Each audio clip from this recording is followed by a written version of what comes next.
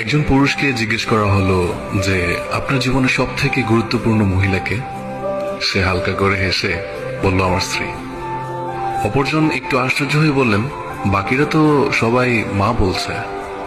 এবার সেই পুরুষটি বললেন, হ্যাঁ, অনেকেই বলতে পারে মা, তবে আমার মতে সে তো আমার মা।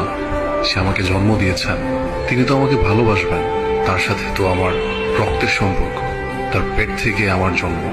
তবে আমার স্ত্রী, তার সাথে তো আমার কোনো সম্পর্কই ছিল না, তাও সে আমাকে ভালোবেসে আমার পাশে দাঁড়িয়েছে, আমার জীবনের সব সময় আমাকে শক্তি দিয়েছে। নিজের বিলাসবহুল জীবন ছেড়ে, নিজের পরিবার ছেড়ে আমার সাথে সেই অভাবের জীবনেও আসতে রাজি হয়েছে। সে শুধু আমার ভালোবাসার কথা ভেবে। তাই সে আমার জীবনের সব থেকে বেশি গুরুত্বপূর্ণ মহিলা।